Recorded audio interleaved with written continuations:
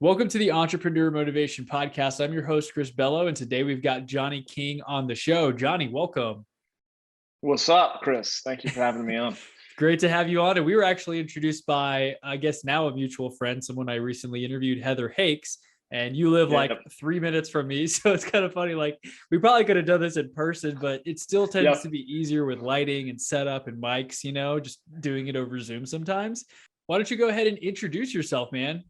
The short of the long, essentially, I think is just I am a men's lifestyle and fulfillment coach, which means I really help guys who feel like they're stuck, feel like they're apathetic, maybe just angry, and they don't even know why. They don't know what they're really focusing on in life, and they kind of question why they live the way that they live. Even though on paper maybe they should be more grateful, they're really feeling very empty.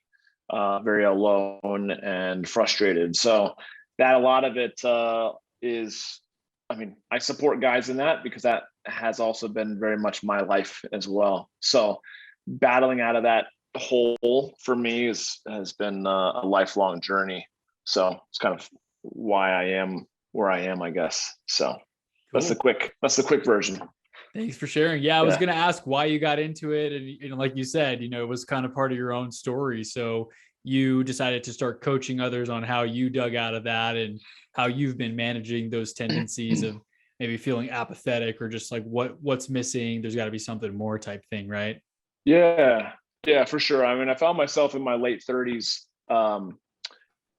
where on paper I should have been happy. I had a great job, working for the family business that should have brought some sense of purpose. I was making good money. I was married at the time. I had a dog, my dream truck, lived in a home. I had started an MBA program in entrepreneurial studies. I was bodybuilding. I was rehabbing my house. And yet I was so deeply alone, frustrated, angry, purposeless, unmotivated.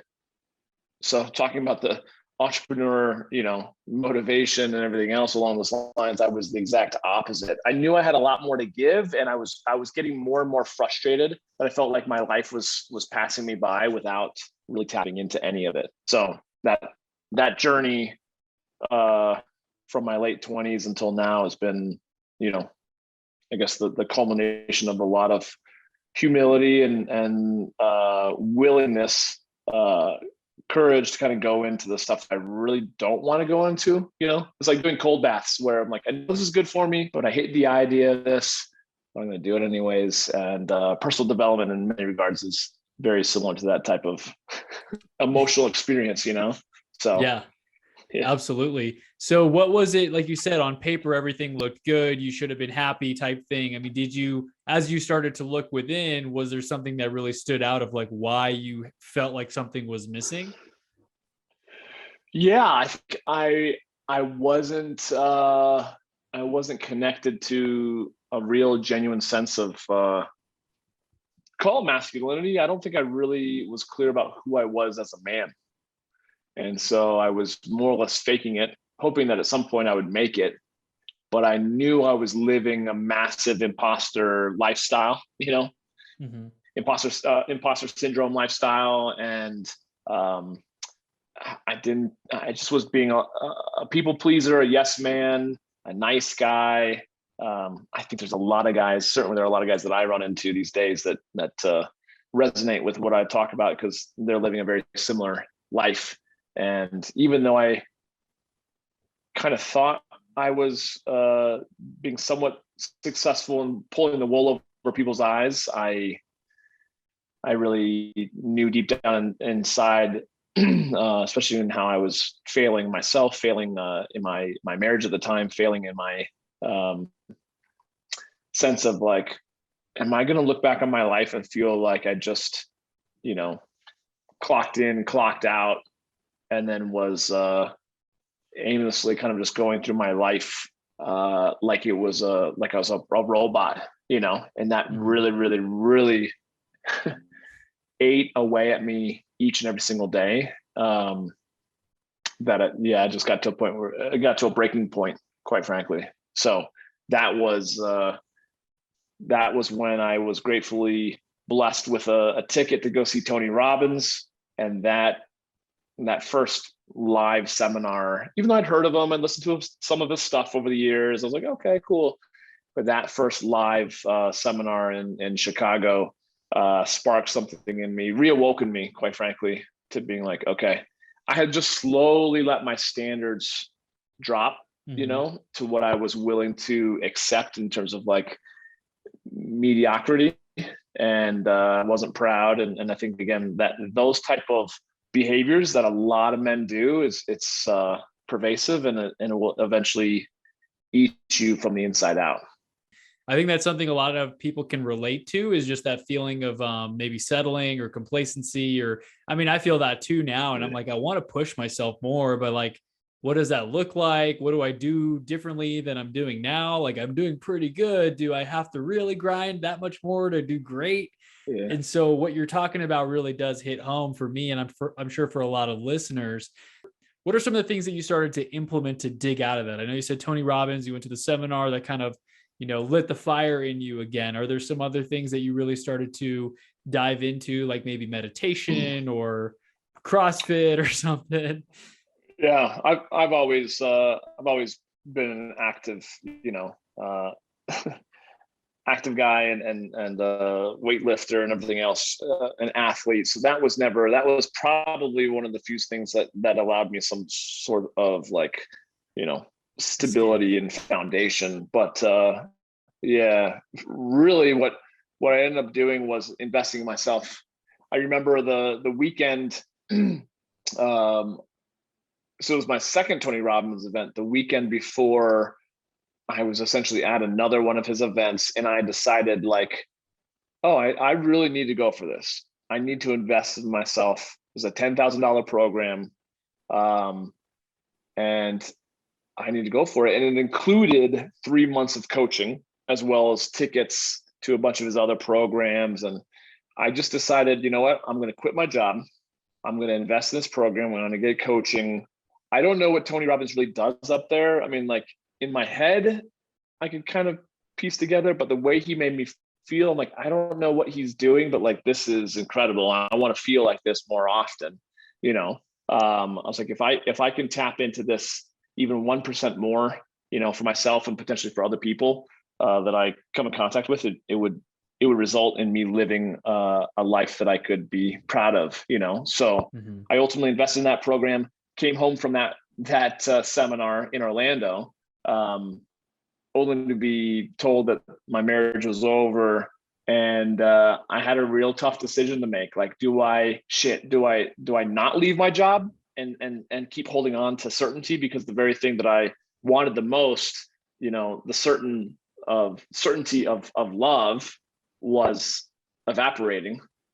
Or do I still stick to my guns, say, F this, I have to, shed off the old me and really go for my dreams? And I remember just saying, I didn't have to contemplate it that long for me to be like, certainty of making money, man, you can always make more money, right? But to waste time, being a lesser version of ourselves, that was what I was no longer willing to do. And even in the face of, to me, the worst thing that could ever happen, like, I had to make that decision. So I like I said, I started with that coach. I started a business. I really just started focusing on where I could give, because Tony Robbins talks about your income is directly proportionate to the amount of value that you add to people's lives. So if you want to make more money, you got to add more value to a growing number of people.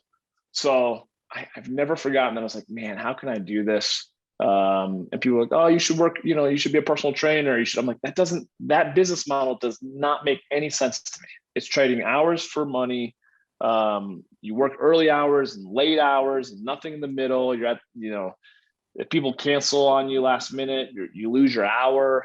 So ultimately, a buddy of mine kind of gave me the idea of opening like a mega boot camp gym. And so that was my first business that I started when I was 30. And I quite frankly thought I was going to fail within a couple of months. It's funny how sometimes action forward movement tends to out deliver even our worst fears, So I just kept on failing forward every single day, and it worked out. So it was fun.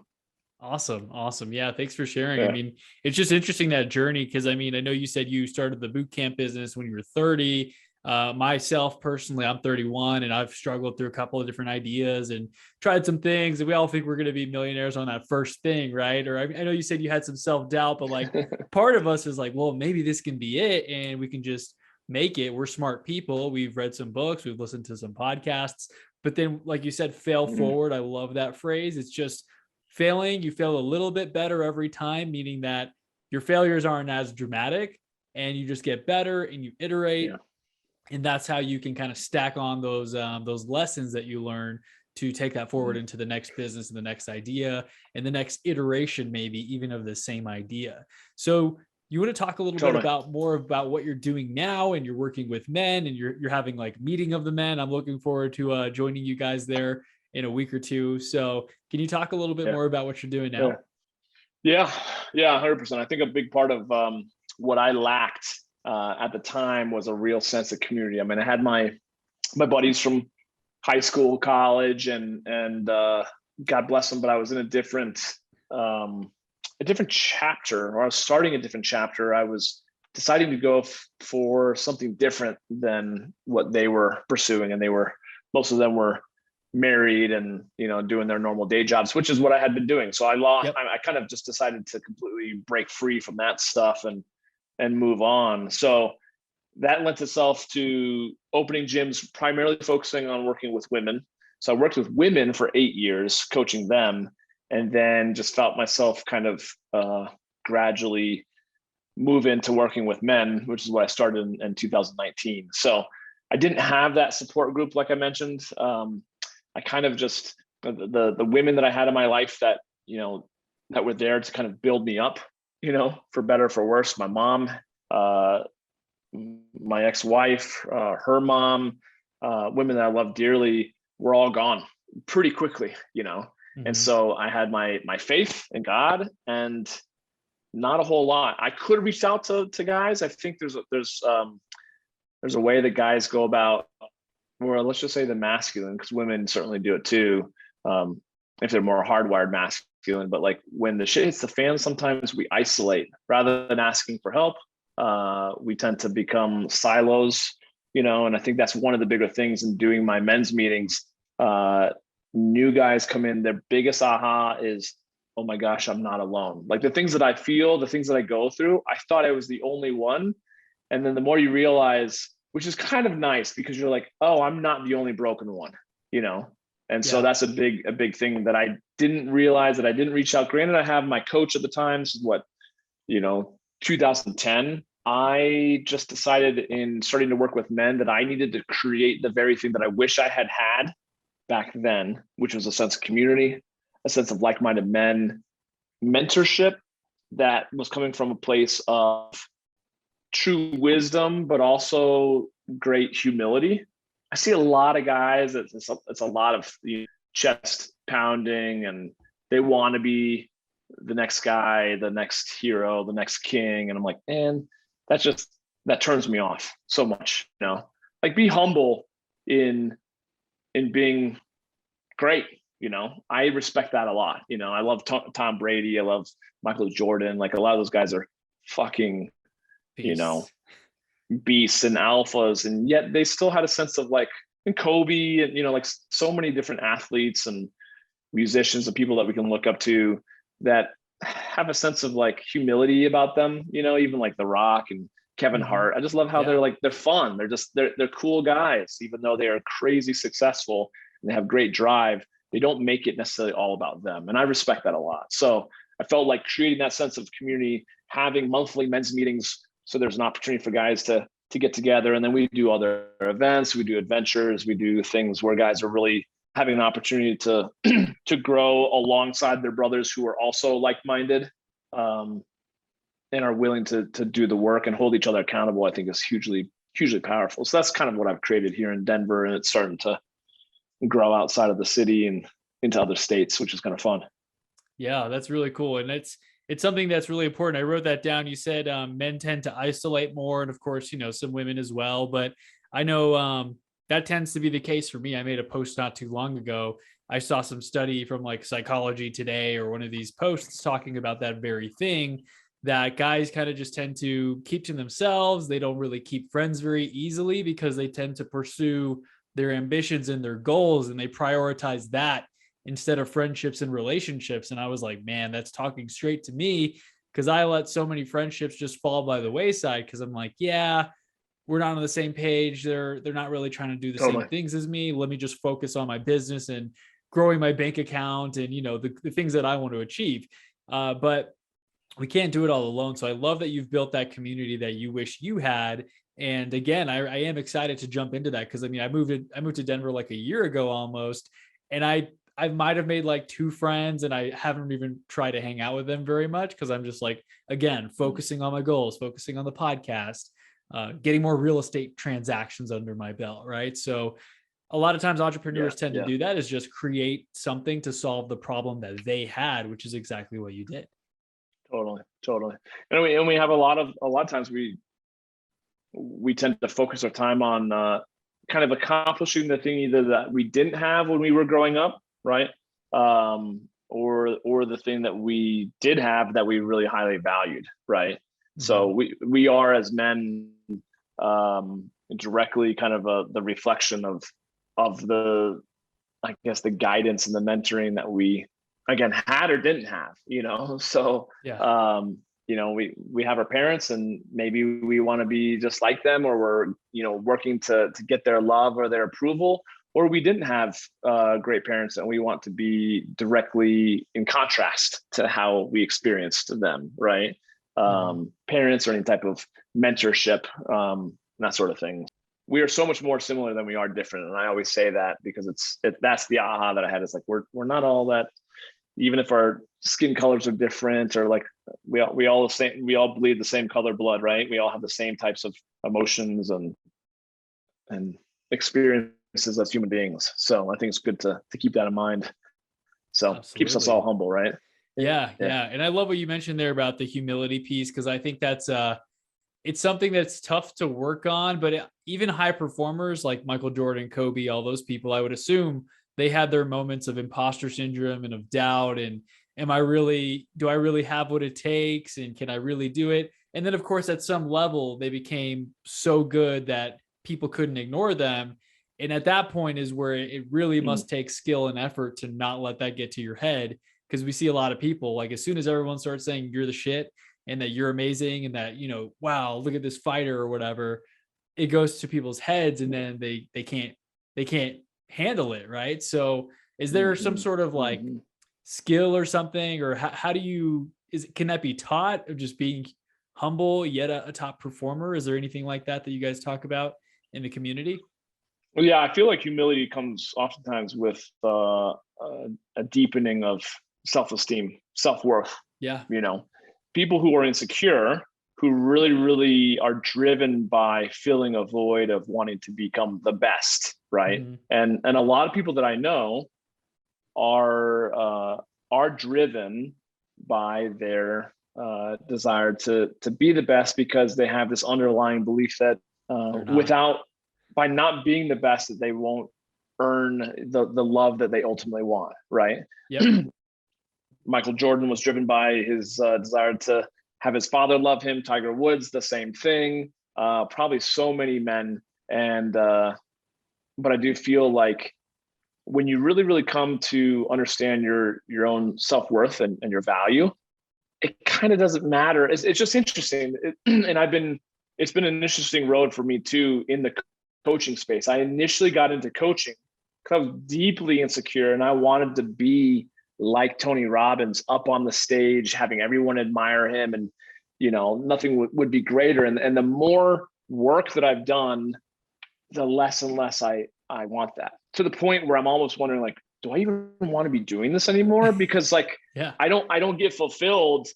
People tell me like, oh, I love your podcast, I love your book, and it feels good for a moment, but I'm very quick to be like, thanks. What I really want to do is to learn and to grow. So it's not that I only want, constructive feedback, but everyone, it's easy to give people high praise, right? Yeah.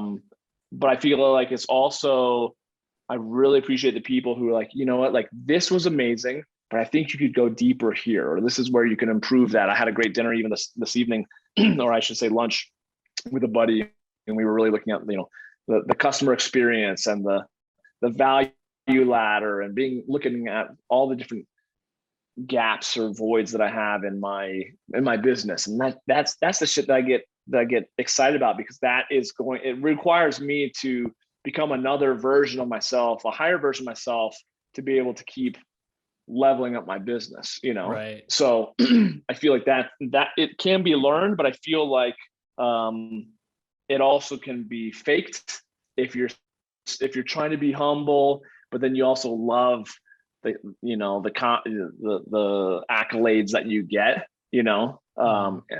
I tend to notice it's pretty obvious to me when someone's faking it versus when someone's genuinely humble, you know. And to me, that is a king, you know. I have my podcast, my book, Becoming Kings, and to me it's like a king, like, kind of has only so many fucks to give, and he kind of just does his thing, and you know, he's grateful for being recognized and appreciated, and yet he doesn't need it because he's on purpose, regardless of whether or not someone notices, you know. So I don't know if that answers your question. Yeah, no, that's great. And I think of I don't know if you've seen Game of Thrones, but even like season 1, season 2, you see the differences between kings, and like one is a crazy ruler that just doesn't value his people and does whatever he wants, and the other is the humble, I forget his name, like Ned Stark or whatever, is like the humble guy, down to earth. And then you can just tell the contrast between different types of people. But that's really good advice that you mentioned there, just the humility piece. And I think it's very easy for many people to determine, is someone faking it? Are they just always bragging about stuff?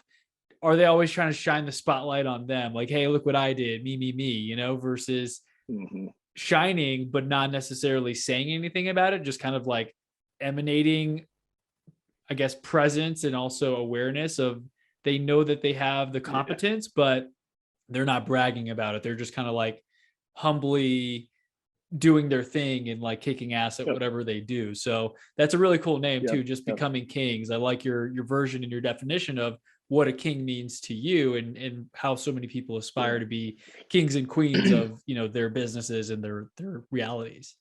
Yeah, becoming kings of, like you said, kings and queens. Just learning to be. And I think about it, it's not about being a dictator, right? Yeah. Or being in a place of power where you have everyone else below you. To me, it's becoming kings of our own kingdoms. You know, because we have our finances and our health and our spirituality and our relationships and everything else. Like, those to me are your kingdoms. And if you are really working towards life mastery, right, you should at some point get to the throne where you sit in dominion over those things, right? So like, craziness can happen, and we can have a pandemic, and you know, like for the wealthy, the truly wealthy, not the rich, but for the truly wealthy, the pandemic was probably an inconvenience, you know. Or it was a time of like massive abundance because they just learned to see that there was an opportunity there, right? And so that's what I'm working towards. I feel like in my life, I'm working towards that with the men that want to work with me. It's like, no excuses, you know, life is crazy, but you know what? Like, we're either going to be at the what's the word I'm thinking of? I can't remember. You're either, you know, in reaction to, right, or in response of your environment. And I think that's the difference between victims and victors, men that play above the line in life or play below the line, you know. And so there's a lot there in terms of, you know, how to dial that in, and how to remain, you know, humble while also killing it in life, you know. So I love that. I have one of these little canvas art things in the office over here of a lion. It's like a 3-piece canvas, but you can kind of see the whole picture makes this lion like looking at its prey type thing. And I just love the look of that animal. And I hear so many motivational things like, what's the biggest animal? Oh, it must be the lion. No, the elephant's bigger. Is it the fastest? No, it's not the fastest. The cheetah's the fastest or whatever.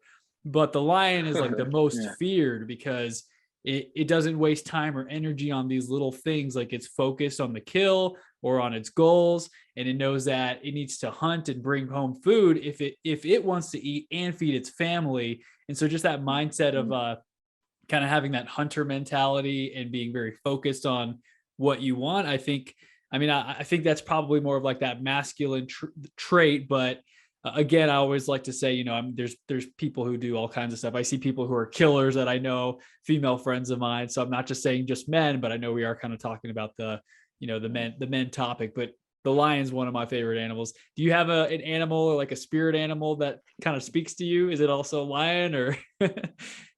Yeah, the lion is certainly just a very majestic being. Lions and lionesses, Yeah, the lionesses a lot of times are actually the fiercer. most effective hunters out of the whole pride, right? Yeah, Yeah. So it's interesting because a lot of times people confuse men and women with male and female, and they don't fully grasp that we all have male and female character traits, characteristics. Yeah. and yeah, a lot of them can be fierce regardless of one or the other, and one's not strong and the other one's weak. They work in tandem, to create that king or that queen type energy, right? But lion is certainly it. I'm a huge fan of wolves as well. There's They're a cool. lot we can learn from wolves, and I also just love. I've always had a special place in my heart for horses. They're also just like horses are just super majestic as well, and to be around them, they carry a certain presence. Yeah. Um, so man, there's so many animals I certainly love, but those are some of my favorites for sure. Very cool. Yeah, I always forget about. I love wolves as well. They just look cool and they're very close to dogs. Anytime a Yeah, wolf pops up on a yeah. movie or something, my dog will run towards the screen and think it's like a dog. I'm like, you don't want to go run up to one of those in the forest or whatever.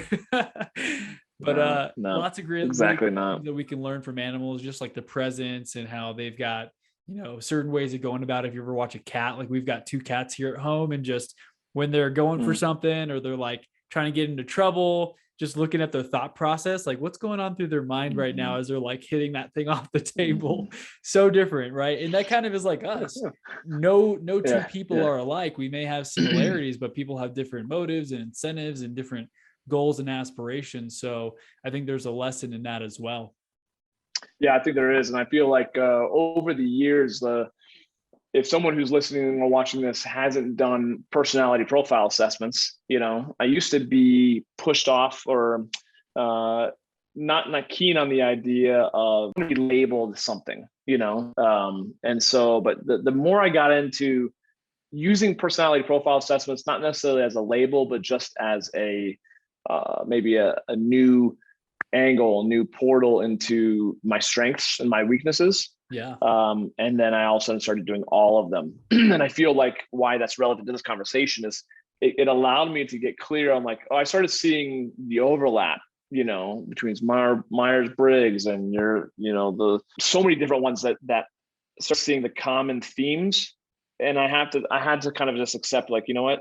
Yeah, like for better, for worse, those are the character traits, the qualities that I really imbibe just as who I am now. Certainly I can work on my weaknesses, but if I'm really going to focus on my strengths and really look at the things that make me happy, that's what lent itself to doing men's meetings, coaching. Like those are all things that I just love. I love to learn. I love being around people. I think we talked about this as well with you. Mm-hmm. I'm an extrovert in many regards. I love adventures and variety.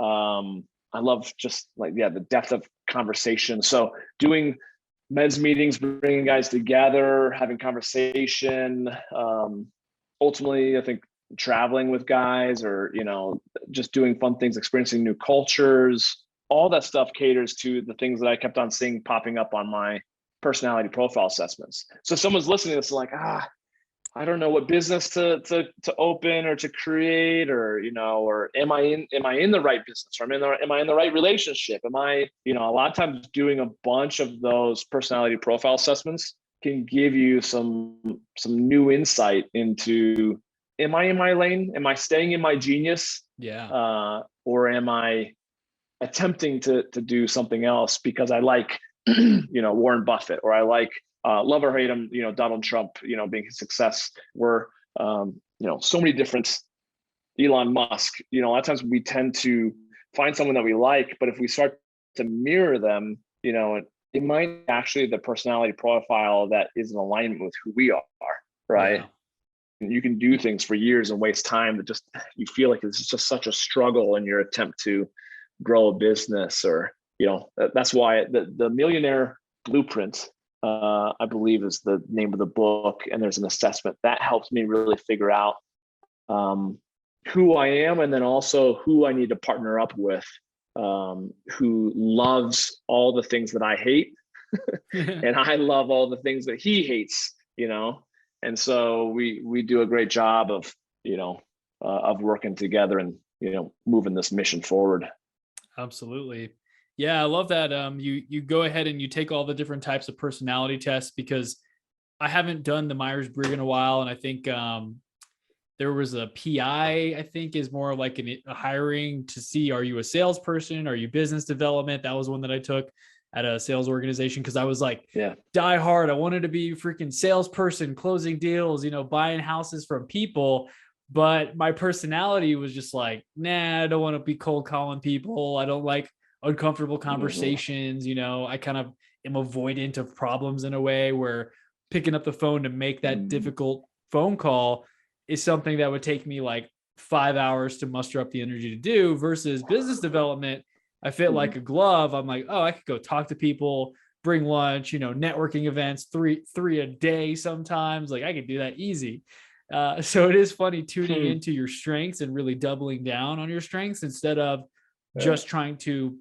I think there's some value in working on your weaknesses, obviously, but there's something to be said about just really going double down on your strengths and outsource or delegate the weaknesses, to some extent. Yeah, 100%. And I think if you were to work on those weaknesses that support even greater success of your strengths, like a lot of us don't love, and I remember being in sales initially in my mid-20s, and the idea of cold calling was the worst thing ever, and yet I did it enough, I was in a position where I did enough and I just got over it to where it lost its, grasp on me, to where now it's like, it's no big deal. It's like, and again, a lot of that still comes back to really struggling with rejection, taking it personally. Again, all coming back to my need to please people, my need to be accepted, and just really low self-esteem, Right. And if you think about guys that are really good at cold calling, they kind of don't give a shit. It doesn't affect them. The rejection doesn't affect sometimes. Them. Yeah. Right. Exactly. So I think there's something to be said too about, there's certainly the things that, like I'm not great at. I don't love numbers. I don't love doing spreadsheets. That's just not to be behind a computer isn't my thing. But to get over, let's say, the fear of rejection, that certainly can help you in a lot of areas, Yeah. I think it's worth kind of attempting to decipher between weaknesses that if you were to overcome them wouldn't really improve your life. Like if I got to be really good at numbers, yes, that would actually help in many regards, but would I become a CPA and an accountant? No, but ultimately I can hire that out. Whereas in my getting over my fear of rejection, being a, outgoing person, would that help? Yeah, 100%. And so it's good to kind of have people write down, what are the things that they move towards? What are the things that they move away from? And are there any things that they move away from that if they did get over it and turn it from a weakness to a strength could really improve their life? They lean into one or two of those in 2022, right? Yeah. So there's always areas to improve, but that level of improvement from that weakness to something that's a strength could be exponential and could totally change your life, Absolutely. And even what you mentioned about the lunch earlier, where you were talking about maybe filling in some of the gaps between your business, and that's going to require you to become another version of yourself to level up. There's so much growth and learning and application and, implementation that happens there, because there is that comfort zone, my business is pretty good right now and I'm happy with this. And we meet, this frequently. but then maybe a couple of those pieces of advice, you're like, yeah, we could do that.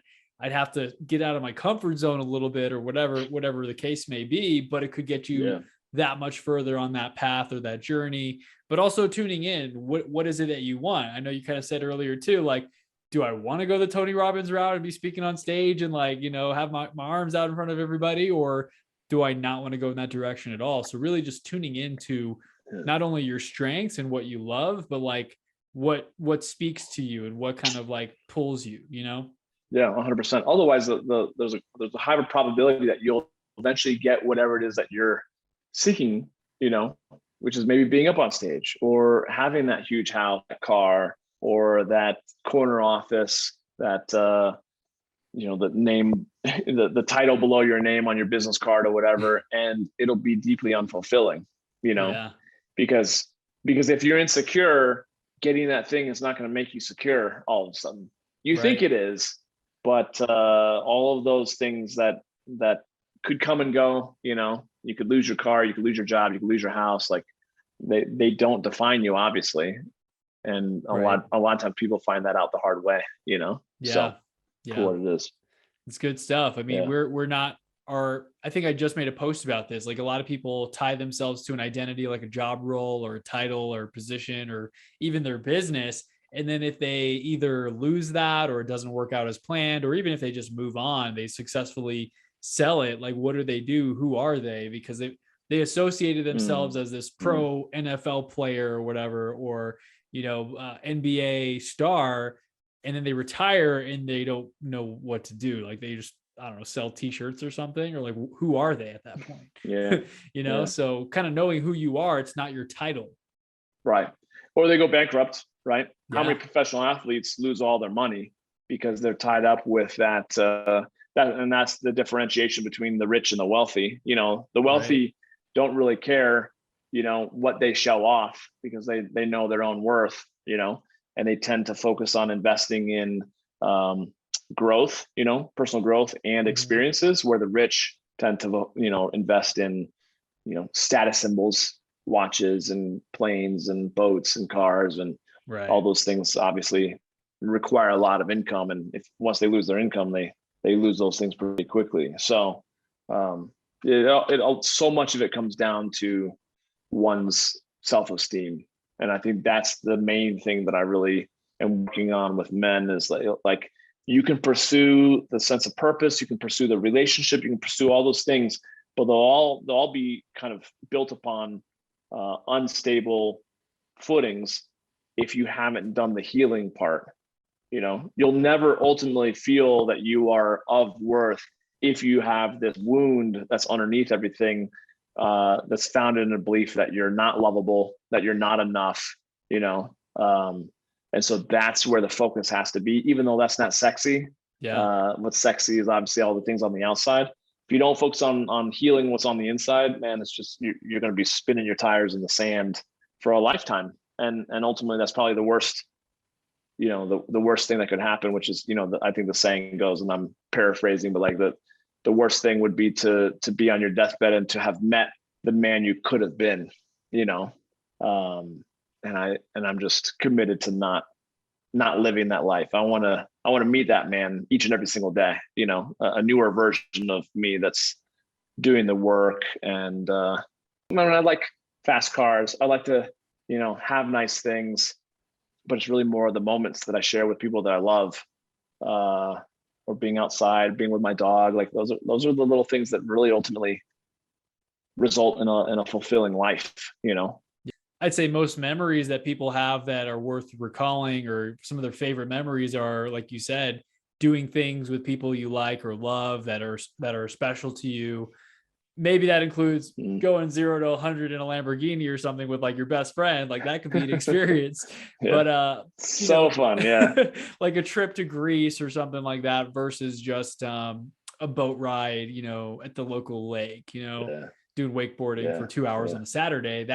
That experience perhaps would be more meaningful than buying the wakeboard that just sits in the corner in storage because you don't have anyone to go, do that with.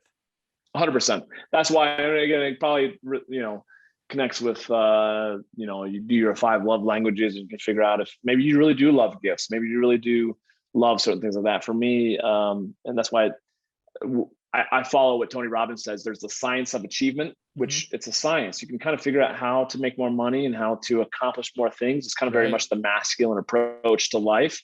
But where the fulfillment is in the art of fulfillment. And he relates to it as an art, because what you find attractive, Chris, is probably very different to what I find attractive, and so I think that's where that art piece comes into play, and you have to take the time to really focus on what is it that I ultimately really want in my life.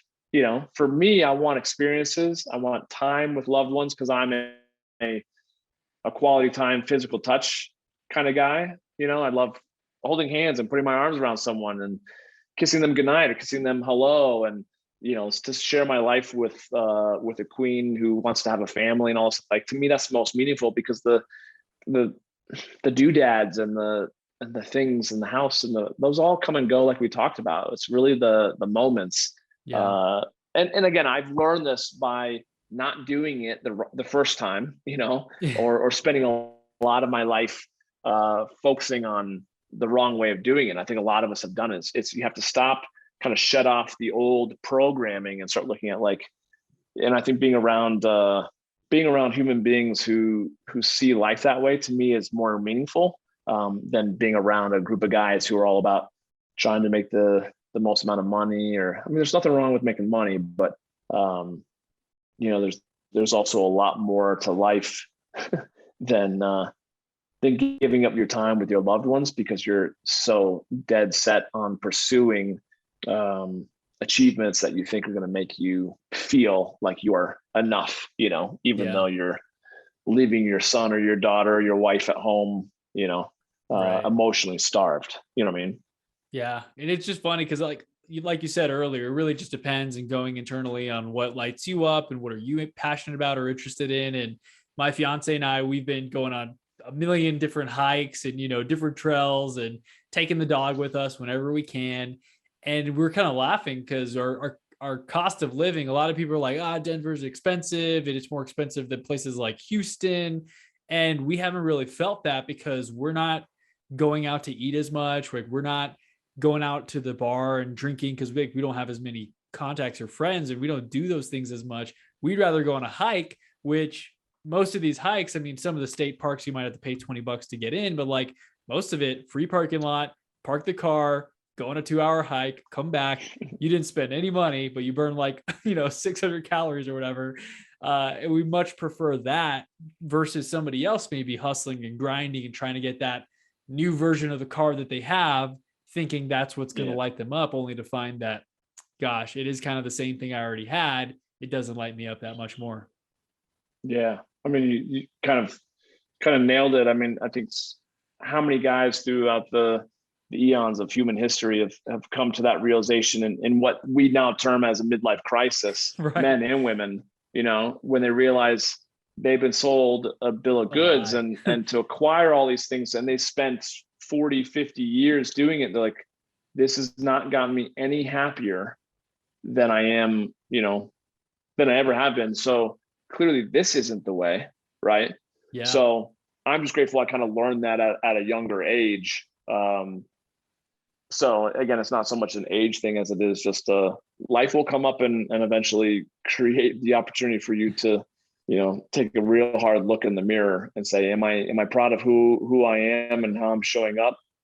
Or do I need to make some big changes, So that, I think there's no point in building a business, putting a lot of time into becoming an entrepreneur, because you think you have more time when, if you're not really clear about what you would do with that time, So a big part of my 2022 is working less, playing more, enjoying those moments, being more present, and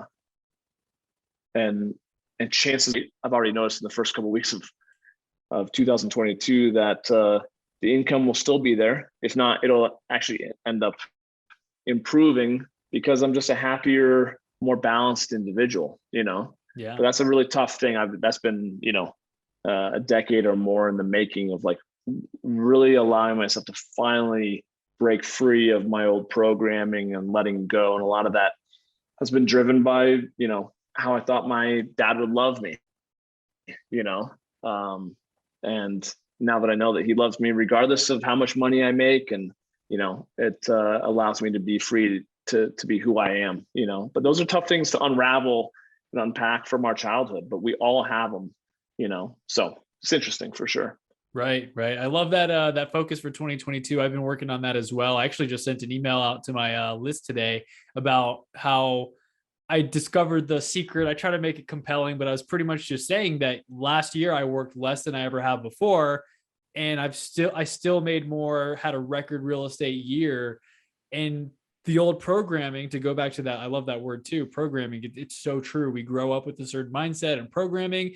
We believe we have to work hard to make money versus breaking that programming and realizing, no, if you're passionate about what you do, if you bring 110% to 3 hours instead of 8 hours, you can actually see more movement in less time and manifest a greater reality for yourself. So the fact that you're being intentional about what you want out of this year is already, awareness is key. It's like the first step.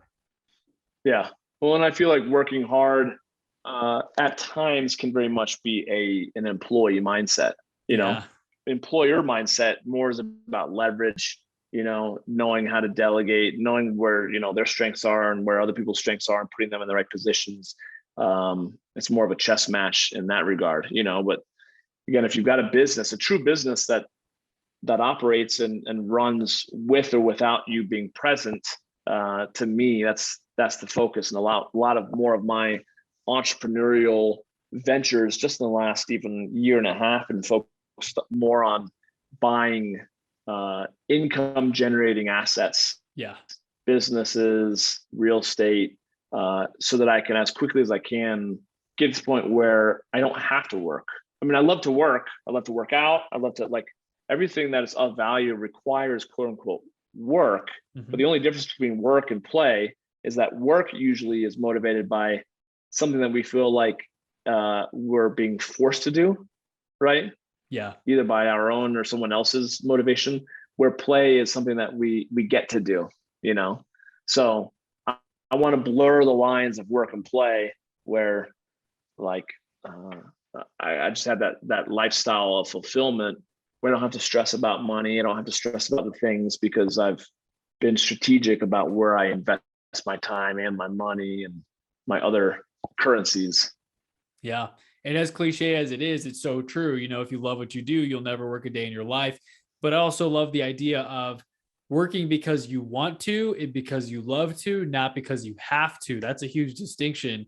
If you're 60 years old and you got to work because you don't have money to retire and you have no money in your account, that is not a cool feeling, I would imagine, versus you're 60 and you're working because you love what you do, but you don't have to work if you don't want to. You could stop and still live off of what you've created for yourself. That's a huge difference. Yeah, it's the difference between a fulfilling life or a life wasted in many regards. Right. So, very true. Well, man, I know we're coming up on the end of the hour. I really love this conversation, Johnny. What's one takeaway that you'd love for the audience to implement today? One thing to implement, gosh, I do feel like a lot of times we focus on tips and tricks and secrets and, all these things and we spend less time on the things that really will move the needle in terms of like experiencing a fulfilling life.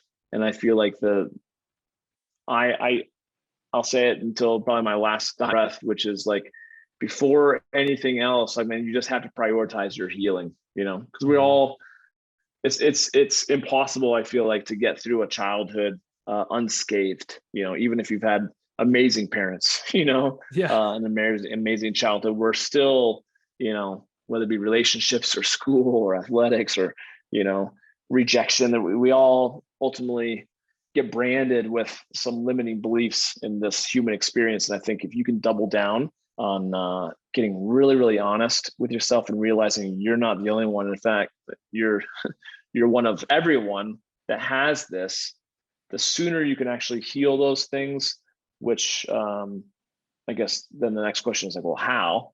For me, it was just hiring coaches, counselors, listening to podcasts and books, but moving away from the external and really more focusing on the internal.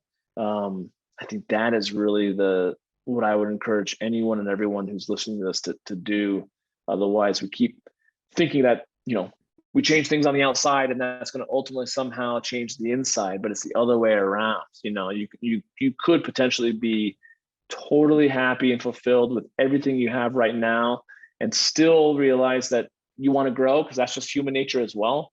And I love that, as knowing that I constantly will want to grow and to push and to enjoy experiencing the man that I continually become, while still loving the fact that in this moment, I've got a great life. I'm the youngest I'll ever be right here, right this moment, and like soak it up, because who knows, because tomorrow's not guaranteed, Right. So I like the whole idea of slowing down, less hustle, less grind, more healing, more meditation, more prayer, and more falling in love with the present moment.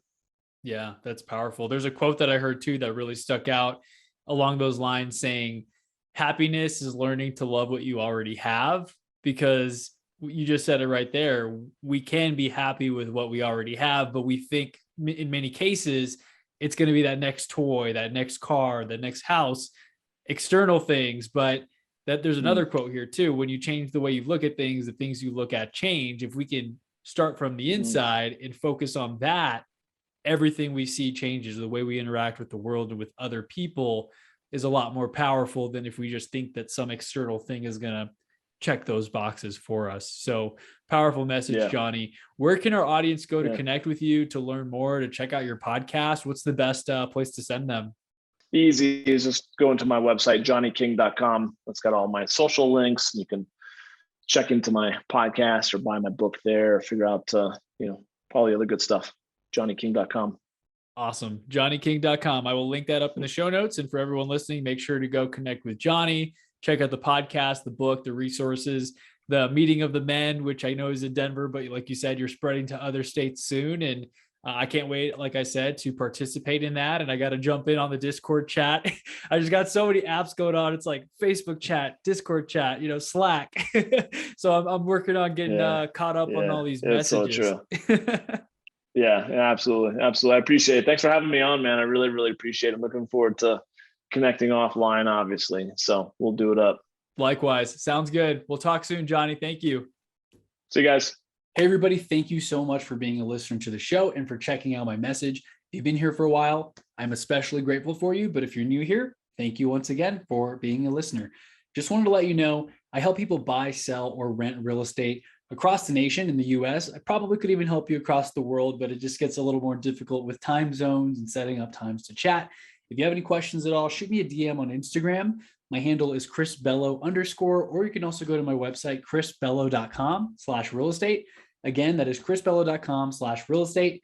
Happy to help any way that I can. And thank you once again for being a listener.